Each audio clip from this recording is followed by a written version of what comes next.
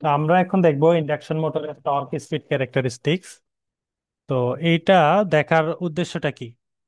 আমরা যদি জানতে চাই যে how does the torque of N induction motor changes as the load change, অর্থাৎ ইন্ডাকশন মোটরে আমরা যদি লোড বৃদ্ধি করতে থাকি তাহলে কি টর্ক বাড়বে না কমবে, আবার যদি লোড কমাতে থাকি তাহলে কি টর্ক বাড়বে না কমবে, এটার অ্যান্সার আমাদের প্রয়োজন। এই জন্য আমাদের টর্ক আর স্পিডের ক্যারেক্টারিস্টিক জানতে হবে যে ইন্ডাকশন মোটরের টর্কের সাথে স্পিড কিভাবে পরিবর্তন হয়। তারপর আমরা যদি জানতে চাই যে how much torque can N induction motor supply at starting conditions, অর্থাৎ ইন্ডাকশন মোটর যখন স্টার্টিং এ থাকে তখন তার টর্ক কেমন হয়, সে কতটুকু টর্ক সাপ্লাই করে স্টার্টিং কন্ডিশনে। How much does the speed of induction motor drop as it's shift load increases, induction motor আমি যদি লোড বাড়াতে থাকি তাহলে তার স্পিড যদি কমে তাহলে কমার রেটটা কেমন, আর স্পিড যদি বাড়ে বাড়ার রেটটা কেমন, এই সকল বিষয় আমরা বুঝতে চাইলে টর্ক স্পিড ক্যারেক্টারিস্টিক্স আমাদেরকে জানতে হবে। তো কি বলা হচ্ছে, to find out the answers to this and similar questions it is necessary to clearly understand the relationship এবং motor torque speed and power. তো আমরা যদি একটা সার্কিট কনসিডার করি ইন্ডাকশন মোটরের, ইন্ডাকশন মোটরের ইকুইভ্যালেন্ট সার্কিট তো এরকমই হয় তাই না দেখতে? তো এই ইকুইভ্যালেন্ট সার্কিটটা আমরা যদি একটু সিম্পলিফাই করি এবং এতটুকু পার্ট রোটর পার্ট ছাড়া যা আছে, রোটর পার্ট বাদে এখানে যতটুকু পার্ট আছে আর কি, সেটাকে যদি আমরা একটু আলাদা করে নেই, এতটুকু পার্টকে, এবং এই পার্টটাকে আমরা যদি এদিক থেকে দেখি, দেখে আমরা যদি একটা থেভেনিন ইকুইভ্যালেন্ট সার্কিটে এটাকে কনভার্ট করি তাহলে কেমন হবে সার্কিটটা।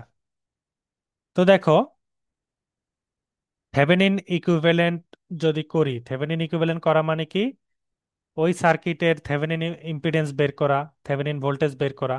তাহলে এই দুই পয়েন্টে আমি যদি থেভেনিন কনসিডার করে সার্কিটটাকে একটু সিম্পলিফাই করতে চাই তাহলে সার্কিটটা কেমন হয় দেখো। তো এখানে তুমি যদি খেয়াল করো এই দুইটা ইম্পিডেন্স কিভাবে আছে, এই দুইটা ইম্পিডেন্স আছে সিরিজে, তাই না? তার সাথে এই ইম্পিডেন্সটা আছে প্যারালালে। তাহলে এখান থেকে যদি আমি দেখতে চাই যে ইম্পিডেন্সটা কত, তাহলে ফর্মুলা কি হবে, R plus J of X one parallel J of X M, তাই না?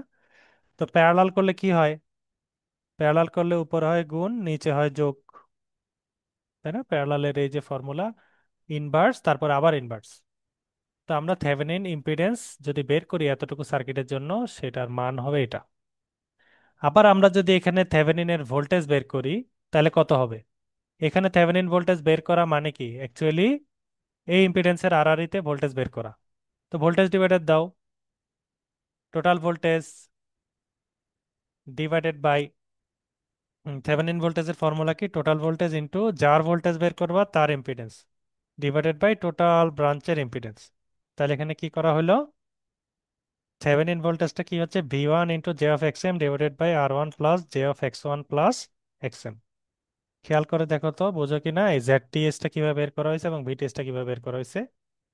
এটা হচ্ছে জাস্ট সার্কিটের থিওরি আর কি। তাহলে জেড টি এসটা কি হবে, এখান থেকে তাকালে এই দুইটা ইম্পিডেন্স আছে প্যারালালে, সেটাই করা হয়েছে। আর ভিটিএস কি হবে, ভিটিএস হবে এখানে ভোল্টেজ কত, তো এখানে তুমি ভোল্টেজ দিচ্ছ ভি ওয়ান, তাহলে ভি ওয়ান এর কতটুকু ভোল্টেজ এখানে আসবে, ভি ওয়ান ইন্টু যার ভোল্টেজ বের করতে চাচ্ছ তার ইম্পিডেন্স ডিভাইডেড বাই ওভারঅল এই ব্রাঞ্চের impedance R one plus J of X one plus X M. তাহলে এতটুকু সার্কিটটা আমি কি করলাম, একটু সিম্পলিফাই করে ফেললাম। তো এটা সিম্পলিফাই করার পরে আমি যদি একটা সার্কিট আঁকি, থেভেনিন ইকুইভ্যালেন্টকে রিপ্লেস করার নিয়ম কি, যেই দুইটা টার্মিনালে তুমি থেভেনিন অ্যাপ্লাই করে জেডটিএইচ এবং ভিটিএস বের করবা, সেটাকে রিপ্লেস করার সিস্টেম কি হচ্ছে, সেই ভিটিএস ভোল্টেজটা এখানে দিতে হবে, জেডটিএসটা এখানে দিতে হবে, আর তার সাথে যে লোড ছিল সেই লোডটা অপর দুই টার্মিনালে কানেক্ট করে দিতে হবে।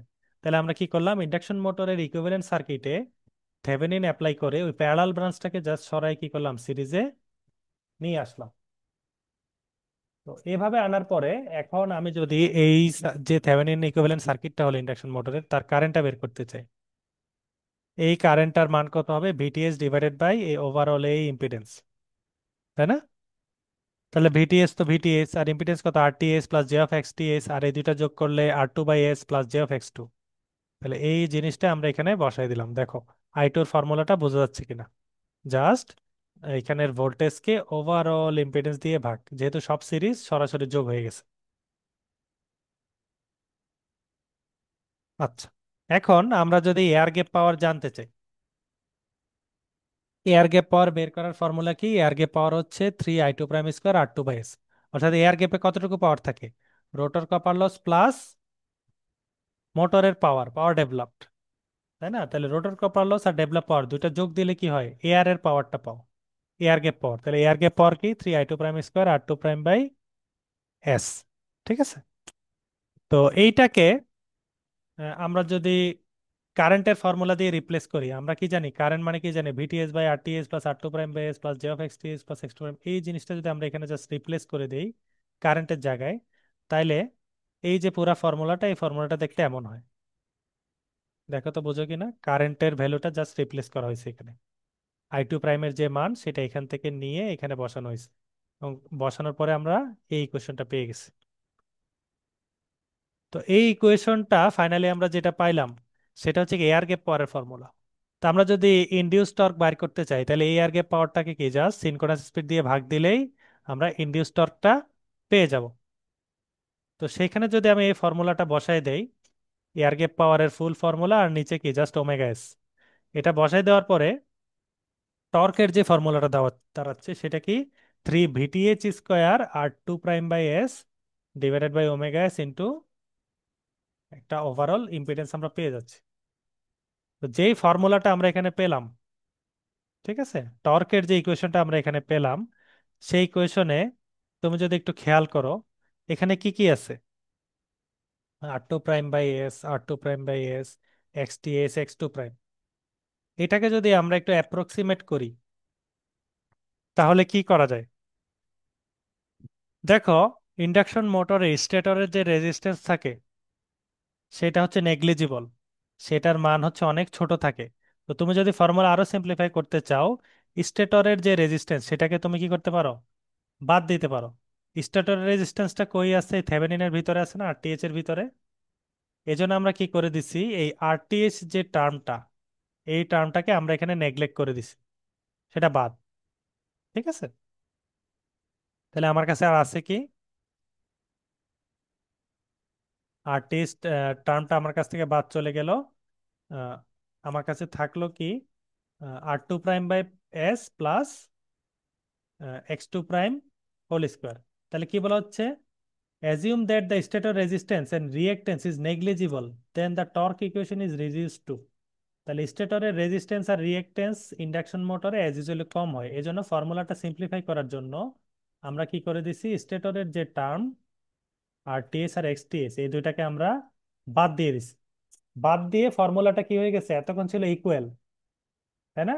এখন যদি তুমি কাউকে অমিট করো তাহলে এটা তো আর এক্সাক্ট ইকুয়াল হবে না, এটা কি হয়ে যাবে? অ্যাপ্রক্সিমেট হয়ে যাবে, অ্যাপ্রক্সিমেটলি ইকুয়াল।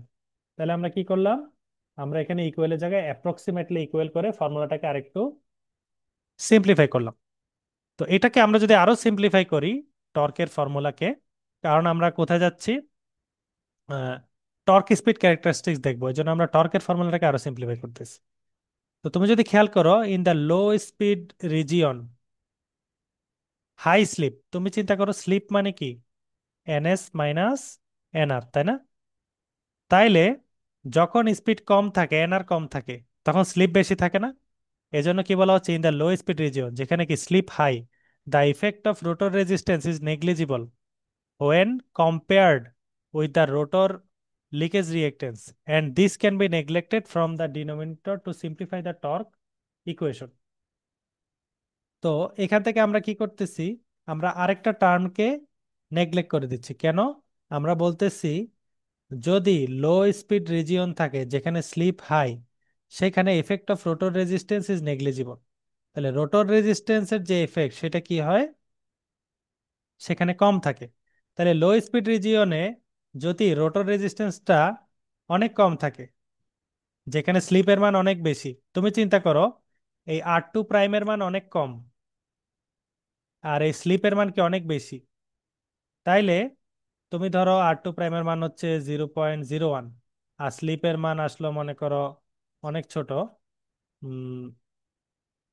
হাই স্লিপ, মনে করো স্লিপের মান হচ্ছে NS - NR/NS, স্লিপের মান আসলো মনে করো 0.9।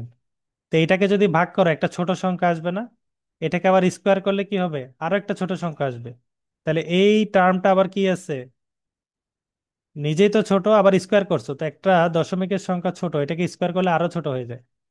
এজন্য আমরা এই টার্মটাকে কি করে দিলাম, এখান থেকে ইগনোর করে দিলাম। তাহলে ফর্মুলা হয়ে গেল কেমন, 3 VTH² R2 prime by S omega S into, এই টার্মটা জাস্ট বাদ, শুধু কি থাকতেছে X2 prime whole square.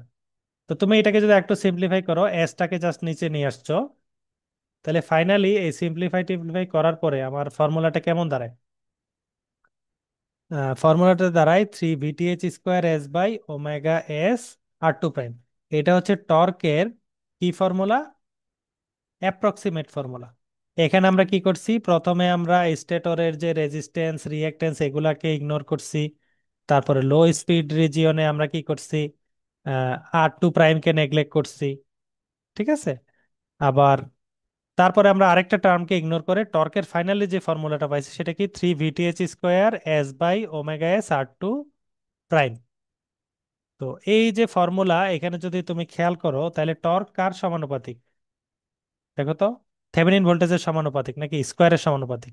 Torque স্লিপের সমানুপাতিক, তার মানে মোটরের যদি স্লিপ বাইরে যায় তাহলে কি হবে, ইনডিউস টর্ক বাড়বে। R2 প্রাইমের সমানুপাতিক, R2 প্রাইম কি, রোটরের রেজিস্ট্যান্স, তাহলে রোটরের রেজিস্ট্যান্স যদি আমরা বাড়াইতে পারি তাহলে টর্ক কমে যাবে, রোটর রেজিস্ট্যান্স কমাইতে পারলে টর্ক বাড়বে। যেহেতু ভাগ আকারে আছে, একটা একটা সম্পর্ক ব্যস্তানুপাতিক। তাইলে আমরা এখান থেকে ভোল্টেজ, স্লিপ, রোটরের রেজিস্ট্যান্স এগুলোর সাথে টর্কের একটা কি পেলাম, সম্পর্ক পেলাম। এখান থেকে আমরা কি বলতে পারি, torque is directly proportional to the slip for high speed region. তাহলে হাই স্পিড রিজিয়নে টর্ক স্লিপের সমানুপাতিক হবে, considering applied voltage, rotor resistance and supply frequency are constant. তাহলে আমরা যদি এই টার্মগুলোকে কনস্ট্যান্ট ধরি তাহলে কি দাঁড়ায়, torque proportional to sleep, torque directly proportional to sleep. আবার তুমি যদি থেভেনিন ভোল্টেজ ছাড়া বাকি সবকিছুকে কনস্ট্যান্ট ধরো তাহলে কি হবে, টর্ক সমানুপাতিক VTH²। তুমি যদি আবার রোটরের যে রেজিস্ট্যান্স সেইটা ছাড়া বাকি সবকিছুকে কনস্ট্যান্ট ধরো তাহলে কি হবে, torque proportional to 1/R2 prime. এভাবে টর্কের সাথে বাকি প্যারামিটার গুলার একটা রিলেশন এখান থেকে তৈরি করা যায়, ঠিক আছে। তো টর্কের সাথে স্লিপের ক্যারেক্টারিস্টিক্স